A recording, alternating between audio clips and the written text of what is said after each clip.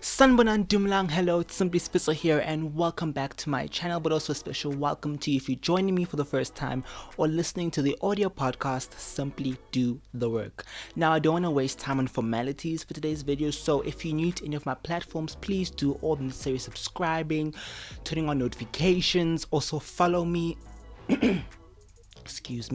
follow me at Simply Spitzer on Instagram and Twitter, and let's just jump right into it. So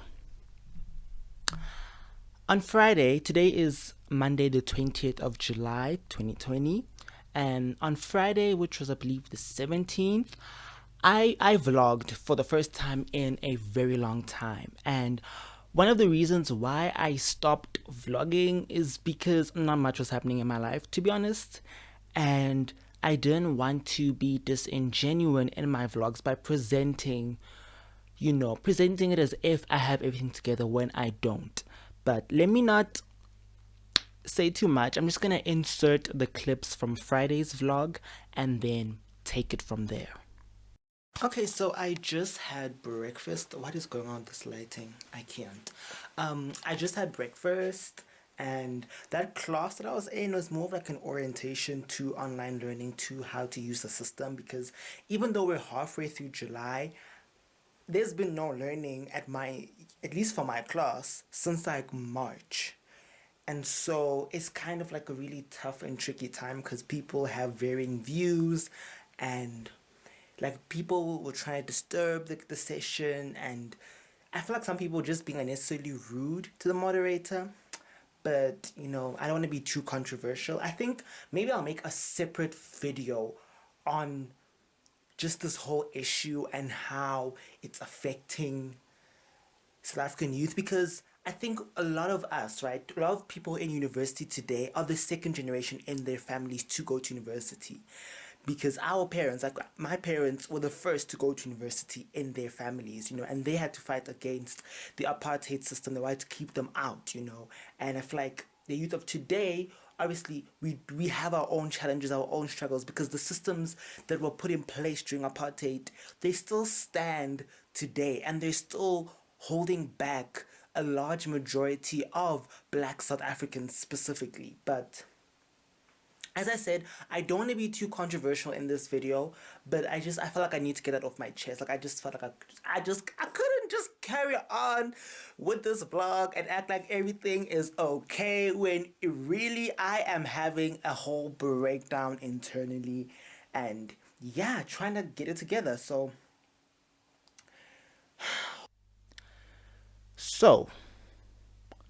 currently right now, it's been literally 4 months of no learning, no real correspondence from management in terms of what's happening with online learning and training. And so basically how I want to frame this video, okay, before I go on any further, let me just make a disclaimer and say that the views expressed in this, my own personal thoughts and opinions, I do recognize that some people will have differing views. I do not want to be a self-appointed spokesperson for anyone, but I also recognize that there are people who probably have the same sentiments as me, and so I'm hoping that this video will, also help give them language to articulate what they're feeling, because I've noticed sometimes the issue is, it's not that you don't know what you're feeling or you don't know what's going on, but you just don't know how to articulate it, and you need to hear someone else say it to also validate how you're feeling, because yeah, there's just been a lot happening. So how I plan to structure this video is basically talk about what's happening at SMU, how it's been affecting me personally, as well as just the bigger implications and just the bigger picture, So basically, right, as I mentioned, there's been 4 months of no learning, and we've been getting endless promises, and it's just, the whole situation honestly leaves me speechless, because it's just a big mess. When you look at other universities, they've started, and like people have finished the first semester. Like literally today when I'm filming this, I know friends who are starting their second semester, and academically, we're honestly still in February. And it's just been really hard for me. And that's like, as I was saying, how I kind of stopped putting up vlogs because it kind of felt like nothing's really happening that the way it should, And to come on my platform and act as if, oh, I'm having these great productive days is hard, you know. On Saturday, I woke up and saw, that SMU Twitter fam wants to, trend the hashtag save SMU academic year. And I was fully on board. I was fully, being active and tweeting stuff. And I remember someone tweeted that this is something about y'all are really mising Nelson Mandela's birthday. And I replied, as we should, because we're fighting for our education here, okay? We're letting go of the dead and fighting for the living, which someone replied and said that was rude. But honestly, it's really frustrating because think about it, right? Wasn't Nelson Mandela, weren't they fighting for freedom for all? Weren't they fighting for education for, the black youth of South Africa? But here we are in 2020 and we're still fighting those battles. Okay. Now, I'm not trying to disregard or put down the real work that he did for this country, and as well as also his fellow comrades, because he wasn't a lone ranger in this, okay? Even though sometimes I do feel like the narrative is kind of pushed as if he is the sole individual responsible for the political freedom that we now have, but also recognizing that that freedom came with a price. It came at a cost. It wasn't necessarily freedom for all, because if you look, just the wealth gap, the divide, just looking at black people alone is astronomical. And so I feel like what's happening at SMU currently, I know for a fact it isn't an isolated incident, okay? Someone else tweeted that I've never had a normal academic year at SMU, and this is by far the worst, and I couldn't agree more. It's literally, I'm currently supposed to be doing my third year. First year, there were strikes and interruptions. Last year, there were strikes and interruptions. And I think for me, the disconnect has always been, even from an early age, I never ever wanted to speak against people who are protesting, because I do think sometimes we don't necessarily understand what are they protesting for, or it's kind of like it's easy to make a judgment when you're sitting, for example, like I recognize that I'm sitting from a position of privilege, For example, if they were to say that online classes are starting this very second, I could easily get connected. I have the devices, I have data. If not, I can hustle data. The biggest issue that I genuinely face is network, and obviously there will be the added cost of data, because I do want to say, even though while I am privileged, I'm not all the way up there, I think that's also an issue which which is just so evident in all of this, is how even within the black community, there's this, the classism and elitism. It's kind of like people work hard to transcend blackness, People work hard to get all this money for proximity towards whiteness, and then they disconnect themselves from their communities. They disconnect themselves from where they came from. Like I mentioned in the vlog clip, I am second generation in my family to go to university, right? When I look at my other relatives, my other family members, they're not as privileged as I am, So it would be disingenuous of me to completely disregard that, to act as if that's not happening. Because something which I think is very important, something which I did mention in another video, is that I recognize my story. I recognize who I am in the conversation. Whenever these conversations I had, I recognize who I am. And so why would I want to silence someone else, in this struggle and, this battle for SMU to start with the learning, in the middle of a pandemic, there was a campaign, hashtag no student left behind, and I'm all for it. I do recognize that there are vulnerable students. Like I said, I am privileged. And so there are students who do not have the access to devices and network and data that I have. For example, even just if you think back to when we would attend normally, right? There are people who heavily depended on the library and the computer labs.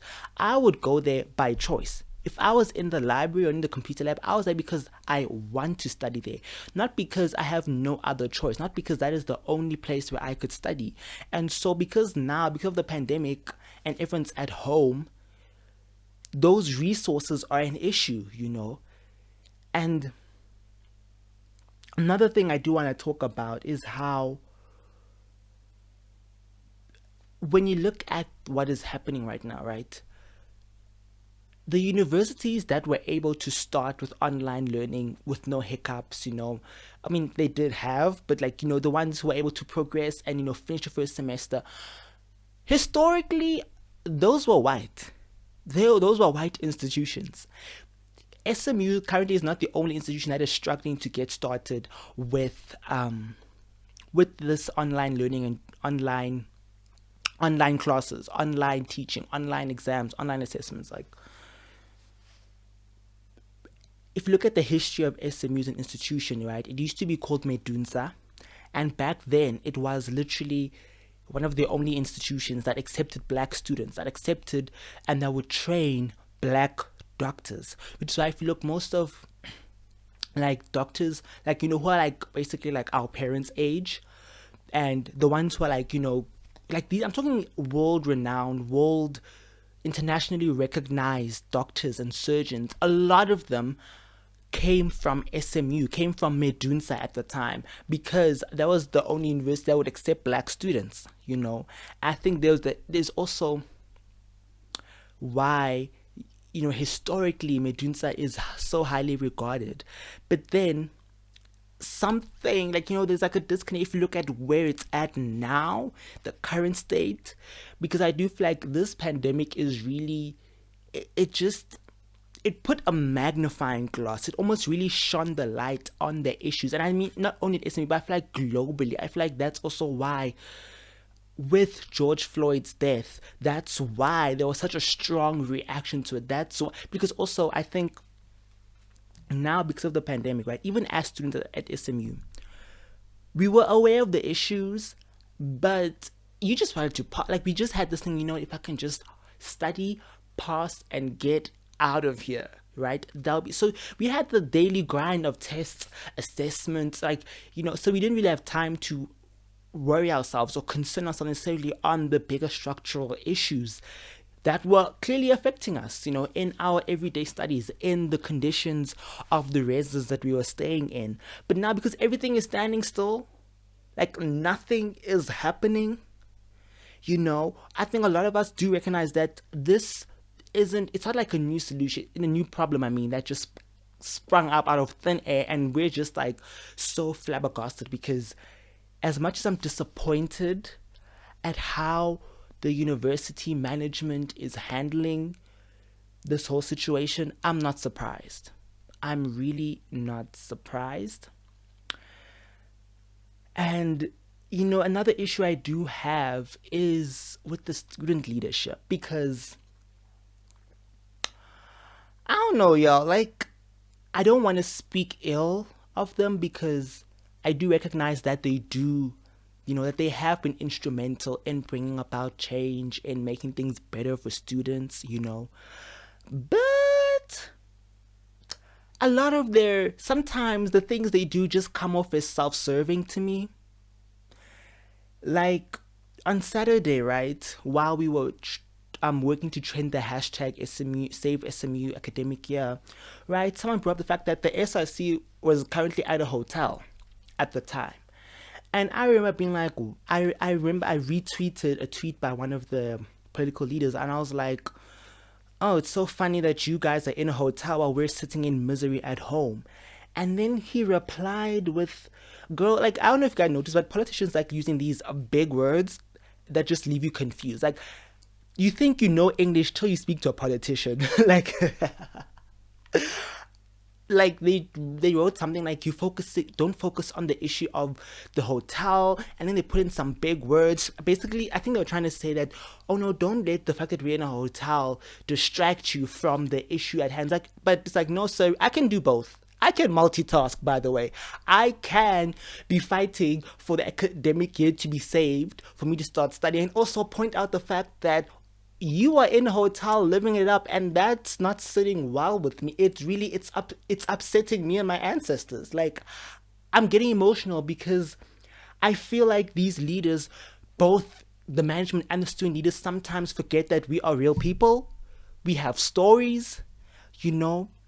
It's like when they're deciding on these policies or deciding when or whether or not to communicate with us, it's like we become, I don't know, it's like they conceptualize, like we're over conceptualized in their mind. And it's like, nah, you're hurting my feelings. Like, even yesterday I tweeted that, putting aside the clear violation of our rights here, this is hurting my feelings and messing up my mental health.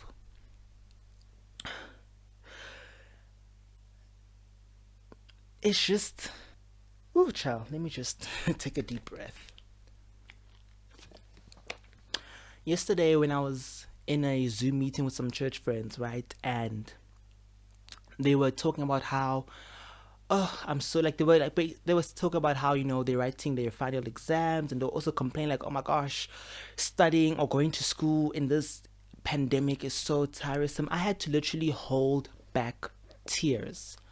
I was literally on the verge of crying, and I just had to, smile through the pain. And that's why, like, if you see me laughing, it's because it's that thing of, I gotta laugh so I don't cry.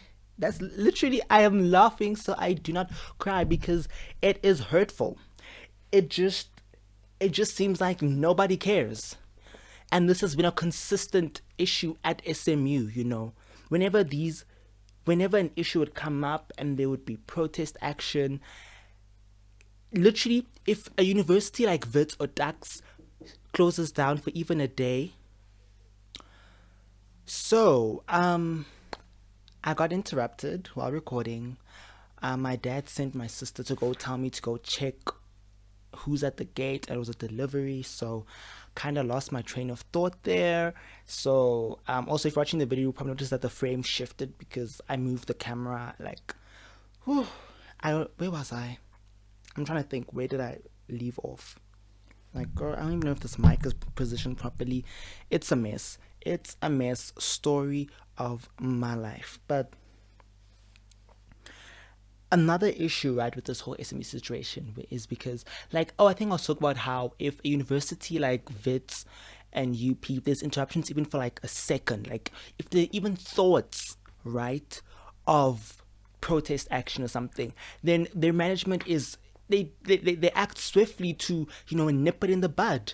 If they protest even for like 2 seconds, it'll be getting news coverage on all the major, news outlets. And SMU, like, literally, we had a 3-week strike last year that was not covered at all by any major publication. At all. Literally, no one knew what is going on at SMU. It's almost as if SMU is just, we're not even an afterthought at this point. Like, it seems like we're just not in the picture. Nobody be thinking of us. And right now, right, so as we were trending the hashtags, on Saturday and even yesterday, and even today, people are still, that we're still, making our voices heard on social media. And today there are people who went to the campus to protest there. Now the news outlets are coming out of the woodwork, and now they be reporting and painting the students out as hooligans. That is my issue. My issue is the narrative that is being put forward.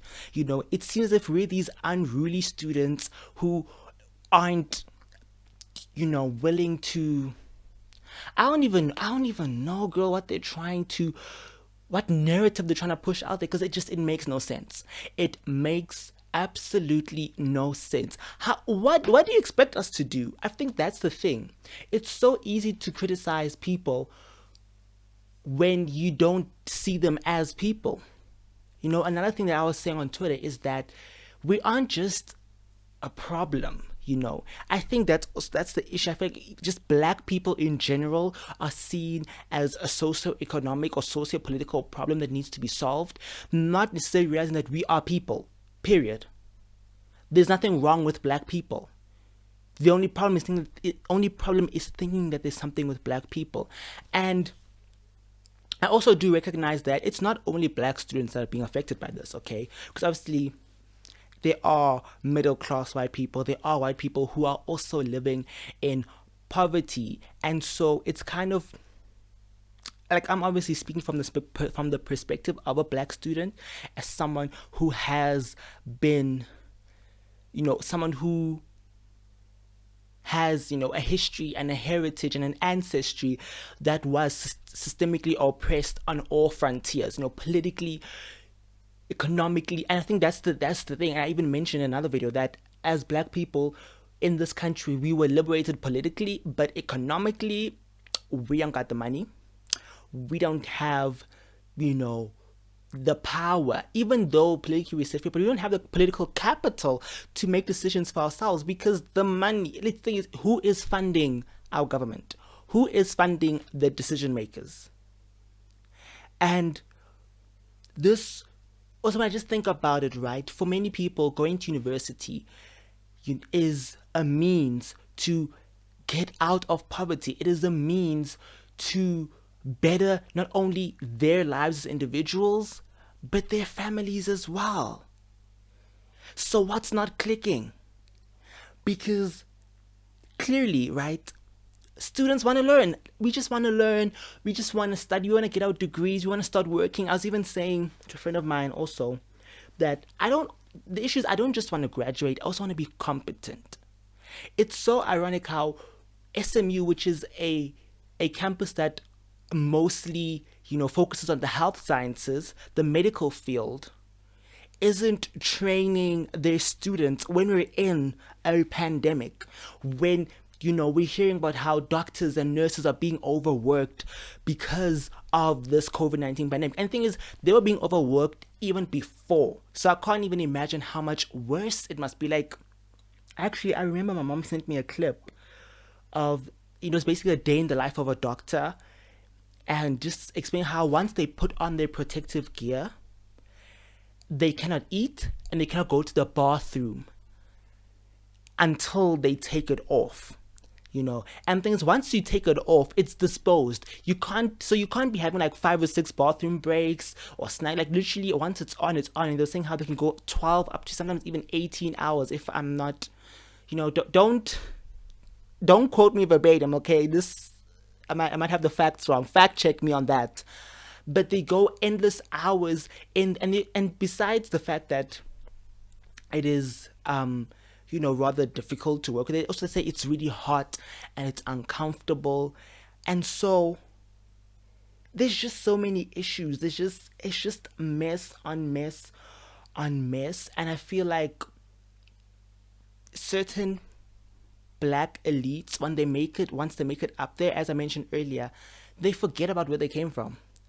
They completely disconnect and dissociate from where they came from, forgetting how they even got to where they got to be. Now, I do recognize that. I think the truth is not all black people, have this story of going from, extreme poverty and then making it, in whatever field they go into. For example, that's not necessarily my story. Like, how I got into SMU is not necessarily, I didn't come from an extremely disadvantaged background, but that was my dad's story. My dad was, even yesterday, was recalling how vets didn't want to accept him. He was recalling how him and some of his other classmates at the time were looked down upon because of where they came from. There was this idea that if you come from this certain school, then you're not, you don't belong in that space. You're not competent enough. And I feel like even our institution is looked down upon in that sense. A lot of people do look down upon it now and, question the validity, or I remember when I first got accepted, when I was first like enrolled, some of my friends were telling me how, ooh, I was hearing from my aunt who's a doctor. She was saying the doctors in that university, they come out and they don't know basic things, like all of these stories and all of these things. And it's hurtful, because I have genuinely fallen in love with the campus. I've fallen in love, I mean, the people there, and it's sort of a thing of, how, and I feel like I've used this example before, like it's getting tired, but anyway, but you know how you can make fun of your sibling, but no one else can, That's how I feel about it. I feel like people are criticizing the institution, or people have all these perceptions and stereotypes about the students who come from this institution and other, institutions like it, and they don't know us. I think at the end of the day, that's the thing, and that is why I think it's wrong to just make assumptions and judgments on people who are protesting or how they are protesting. Have you ever actually, like, let's be honest with yourself right now, right? Whenever you see protest action, I do understand how it is frustrating, okay? I've also at times been like, man, why do they gotta do it like this, or why are they doing that? But have you ever actually had a conversation with those people who are protesting? Did you ever ask them, why are you protesting, or how does this whole situation make you feel? Because I feel like I think that's the thing. Whenever we're talking about socioeconomic or political issues, it's kind of like the humanity gets removed from it. People just look at the logical side of it, forgetting that we are human beings. So our feelings do get involved. And so rather than complain and be like, oh my gosh, why are they burning things down? Why are they doing this? Listen to what do they want and give them what they want. I mean, let's be honest, if online learning started, if they, reached out to the vulnerable students, gave them devices, or, allowed them to come back to res, if we got all of that, we wouldn't be here today. We wouldn't have to be trending hashtags on Twitter. Students wouldn't have to be closing the main gate. None of this would have to happen. It's kind of like people think that we enjoy this, People think that, oh, it's a jolly good time. They're protesting again. Oh, they're dancing in the streets. All those jokes that people make. And it's kind of like, it's very dismissive of the actual underlying issues. But that being said, and as I mentioned, I do also sometimes do feel it's kind of like, it's this dilemma, right? Where you do need, your leaders to, the people who are in power, to effect change, but at the same time also you can't really trust them. Like, that's really where this is my personal view. It's kind of like I'm seeing how some of these student leaders, are on the front lines, and obviously I don't want to negate that. I don't negate, because I'm sitting here in my room. I could easily, I can say all types of mess, but at the end of the day, I'm not there at main gate, getting answers from management. Also, let's talk about the management's response, because, okay, first of all, we were told 16 April that's when online classes will commence, and then they said, okay, no, we're gonna distribute devices and gadgets to people, and so there was a date that was set for May. That got pushed back, like, oh no, we're gonna start in June, and now we're in July. And so when they were asked straight up, right, like, okay, so what about the laptops? And sis said, we don't got no laptops. And it's kind of like, so what was all of these communiques that were happening? What was going, like, this is also why it also doesn't make sense. Like, this is why I also feel like they really do not care, because as far as I know, I think they get their salaries regardless. The past 4 months, we aren't learning anything, but they're getting paid. And for what? For what? What exactly are they getting paid for? Like, can someone explain to me, what are they doing in their offices? I mean, I don't know how many SMSs I've gotten welcoming the new VC. Whereas to us, I don't know who that man is. Like honestly, I'm a Kiki Palmer right now. Like he could be walking down the street and I wouldn't know a thing. Like we've been welcoming him. Like literally, if I could just show you my phone, the SMSs, it's like every other day an SMS. Please welcome our new VC. Welcome our new VC. Welcome our new VC. Welcome our new VC. Well, what is he doing? Since he's been welcomed into the SMU community, what has he been doing for us? What has been happening?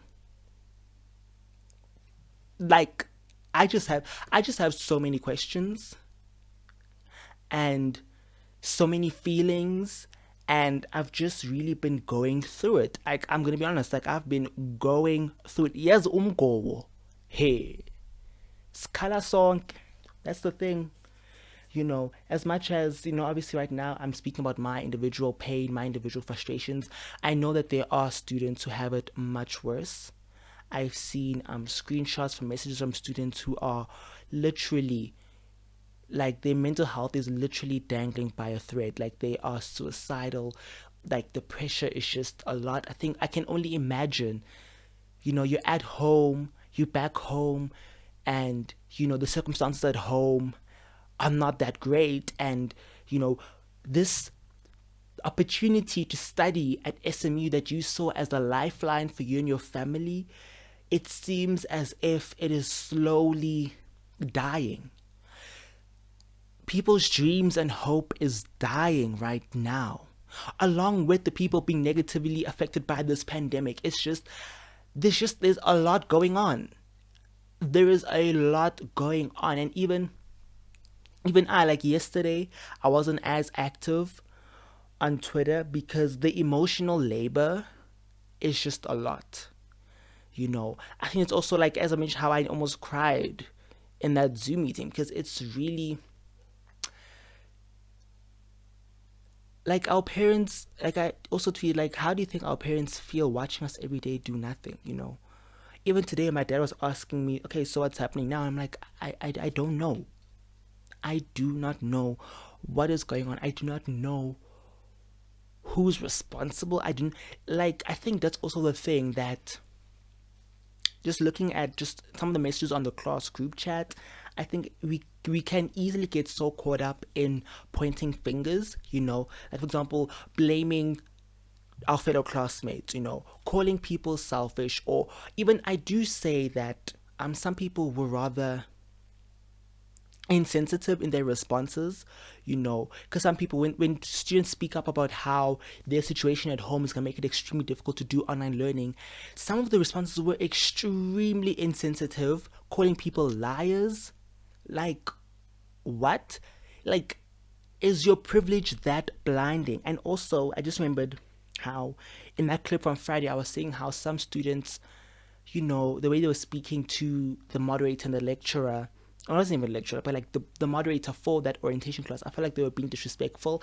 I do, to be honest, it's kind of this, so I'm kind of conflicted, because I do understand why they would be speaking in that way. I do understand how frustrating it is, and obviously I do not want to police anyone's tone. Okay, I think that,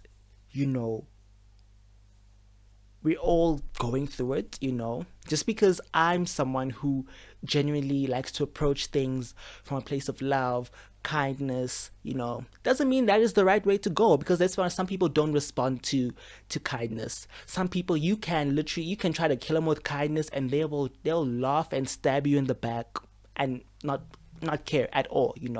So I do also want to say that I do understand where everyone's coming from. It's just, I don't know. I do not know. And that being said, I think this is where I'm going to leave it for now. Please do check out, there is a petition link that's going to be in the description of this video and the podcast. Please click on that, share, spread the awareness, because like even yesterday in the Zoom meeting I brought up, like, they were genuinely shocked. Like, they couldn't believe, a lot of my friends literally cannot believe that it's really been 4 months of doing nothing. I think sometimes, because I'm someone who genuinely when I'm going through something, I don't like to speak out about it. I'll genuinely phrase it as a joke, you know. And so I think some people weren't aware just how deep the situation was, or how deep the situation is, because this is actually an ongoing issue at SMU. You know, this is a systemic issue, and it's not lost on me, because even it's not lost on me that the systemic racism and classism that held back our parents and grandparents, that system is still being perpetuated today. And just because there are black people in power doesn't mean that they are not continuing the system because they think they're benefiting from it. That's the thing, you know, because they're currently in power and they're getting whatever benefits they're getting, they're being loyal to the system, even though it's also hurting them, but especially, you know, it's hurting their community and their people and where they come from, you know. The thing is, with the oppressive system, even the ones who think they're winning, they're really slowly killing themselves as well. But because the harm that they're getting isn't as blatant, or they feel that, you know what, it's the price they pay for whatever benefits they think they get, they don't care about the rest of us who are we literally can't breathe. You know, the system literally has its knee on our neck, and it's a lot. So thank you so much for watching. Like, share, comment. Like I don't feel like ending this like I normally end my videos, on like a, you know, I try to normally, like, I'll end on like a positive, joyful note, but like akusembi bahlali. Yo, I guess I'll see you guys in the next one. Bye.